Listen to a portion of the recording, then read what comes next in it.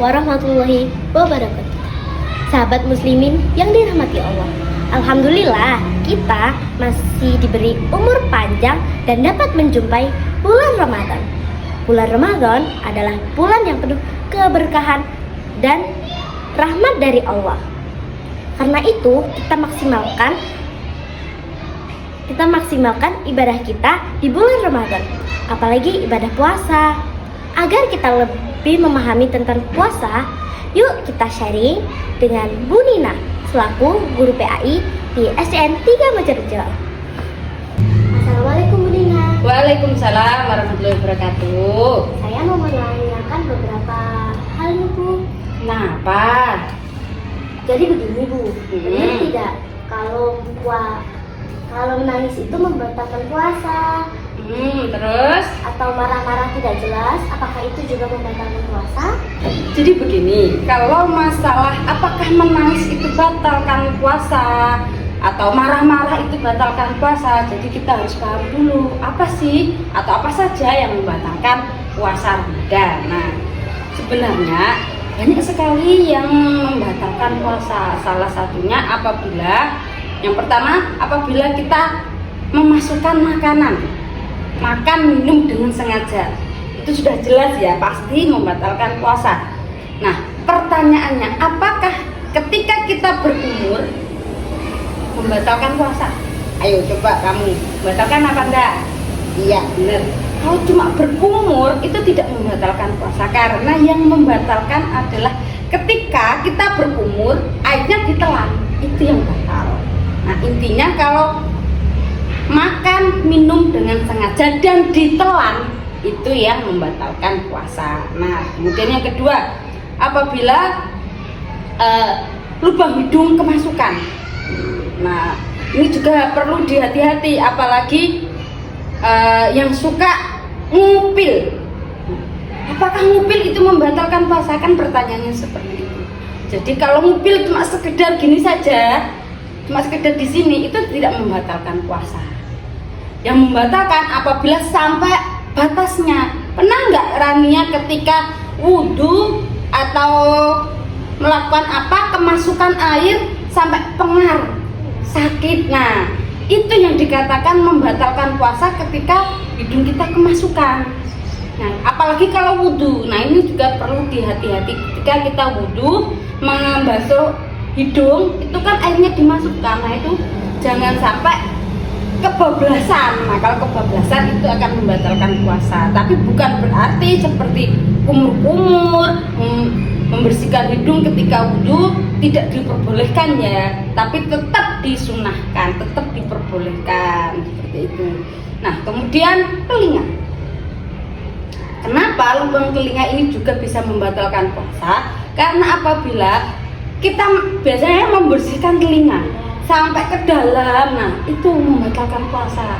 Tapi cuma batasnya cuma di luar sini, ketika kita kupingnya gatel kemudian dibersihkan tidak sampai masuk ke dalam, nah itu nggak masalah. Tapi kalau sampai ke dalam, nah itu bisa membatalkan puasa. Nah, kemudian dua lubang yang ada di, mohon maaf ya, yang ada di bawah. Nah, kemudian pingsan. Nah, pingsan itu juga bisa membatalkan puasa. Kok bisa? Kan pertanyaannya seperti itu. Kenapa pingsan kok bisa membatalkan puasa? Itu seperti ini. Misalnya, Rania pingsan, ya, habis sholat subuh, Rania pingsan. Kemudian jam 8 Rania baru bangun. Nah, itu nggak apa-apa. Berarti Rania harus tetap melaksanakan puasa. Nah, tapi kalau misalnya pingsannya lama sampai mau menjelang maghrib, nah itu tidak diperbolehkan. Ya, berarti puasanya harus dibatalkan. Bukan membatalkan puasa, tapi puasanya harus dibatalkan. Ya, karena pingsannya terlalu lama. Beda lagi misalnya Rania habis sholat subuh pingsan, jam 7 bangun, kemudian pingsan lagi, bangun lagi. Nah, itu juga Rania harus membatalkan. Kalau memang Rania masih kuat berpuasa, silahkan. silahkan, tapi kalau memang tidak kuat harus meninggalkan puasa atau diperbolehkan tidak berpuasa. Nah sekarang yang membatalkan puasa itu muntah. Rania pernah muntah? Nah, muntah itu sakit ya? Iya. Muntahnya Raninya disengaja apa nggak disengaja? Nah, kalau muntah tidak disengaja itu tidak masalah. Artinya ketika Rania puasa Ramadan, Rania kok tiba-tiba perutnya sakit, mual, kemudian muntah. Nah, tapi Rania masih sehat, masih sanggup untuk melanjutkan puasa, nggak apa-apa, nggak masalah, lanjutkan puasa. Tapi ketika habis muntah-muntah, Rania badannya lemas, tambah pusing, kalau Rania mau tidak melanjutkan puasa, tidak masalah, tidak apa-apa, berarti diperbolehkan untuk membatalkan puasa, ya. Nah, kemudian apalagi yang mau ditanyakan? Marah-marah juga itu. Oh iya, marah-marah terus kemudian menangis itu ya.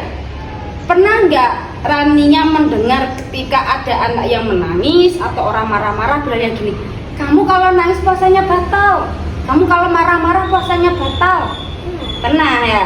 Nah, ternyata orang marah-marah, orang menangis, atau bahkan orang yang meninggalkan sholat ketika puasa Ramadan itu puasanya masih sah atau puasanya tidak batal, ya, tetapi mengurangi pahala puasa seperti itu. Jadi ketika kita sudah berniat untuk berpuasa, berarti kan puasa artinya menahan. Berarti yang harus kita tahan tidak hanya hawa nafsu makan minum, tapi juga emosi, ya. Makanya ketika berpuasa kita harus siap lahir dan batin, seperti itu Rania. Jadi ketika kita sudah berniat berpuasa, kita harus ibaratnya gini, kalau Rania sudah siap melaksanakan puasa harus menerima konsekuensi. Konsekuensinya apa? Berarti tidak boleh makan, tidak boleh minum, tidak boleh marah-marah, harus tahan emosi, harus banyak sabar. Karena puasa ini memang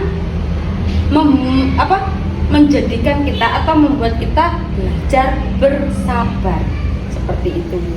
Makanya ketika kita marah, ketika kita menangis, itu tidak membatalkan puasa, tapi pahala puasanya yang dikurangi, seperti itu.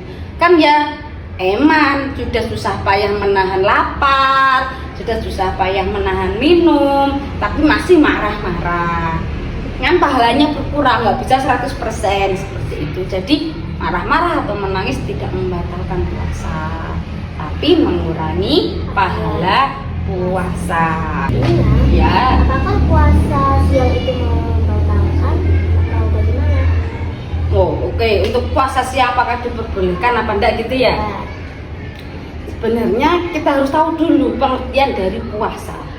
Kalau puasa itu kan menahan dari makan, minum, atau hal-hal yang membatalkan puasa dari terbit fajar, dari imsak, ya kan, sampai terbenamnya matahari, berarti sampai adzan maghrib. Dilihat lagi, menahan dari hal-hal yang membatalkan puasa, baik itu makan, minum, emosi dan lain sebagainya, dari terbit fajar sampai terbenamnya matahari. Nah, kalau Rani yang melaksanakan puasa siang, adzan zuhur, berbuka, itu boleh apa enggak? Enggak kan? Enggak bisa. Jadi untuk puasa siang atau istilahnya puasa beduk itu memang namanya bukan puasa, karena dari pengertian puasa sebenarnya kan dari terbit fajar sampai tenggelam. Nah, untuk puasa beduk itu untuk yang latihan. Nah, misalnya anak TK atau anak kelas 1 yang memang belum balik. Dia belum balik tapi dia ada rasa ingin mengikuti puasa. Kalau dia mau ikut puasa sampai sore, sampai adzan maghrib kan tidak kuat. Akhirnya belajarnya lewat puasa siang atau puasa beduk, seperti itu. Jadi puasa beduk itu sebenarnya bukan puasa, maksudnya bukan puasa Ramadan, Nah, karena sifatnya kan memang tidak menahan dari terbit fajar sampai tenggelamnya matahari seperti itu. Tapi itu adalah untuk latihan anak-anak yang belum balik. Bu, kalau sudah balik, sudah mimpi basah, sudah pernah mengalami haid, apakah diperbolehkan? Jelas tidak boleh. Karena orang yang sudah pernah mimpi basah, anak yang sudah menstruasi atau haid, itu berarti dia sudah balik. Seperti syarat wajibnya puasa kan selain Islam balik kan ya. Nah itu makanya untuk yang anak-anak yang sudah balik tidak boleh melaksanakan puasa Ramadan yang puasa beduk atau puasa siang seperti itu. Sahabat muslim yang dirahmati Allah, alhamdulillah kita sudah sharing dengan Bu Nina. Banyak sekali ilmu yang kita peroleh. Semoga dengan penjelasan tadi bisa menambah iman kita, sehingga kita lebih khusyuk menjalankan ibadah puasa di tahun ini. Ubur-ubur ikan lele, kita gaskan ibadah le. Wassalamualaikum warahmatullahi wabarakatuh. Dadah.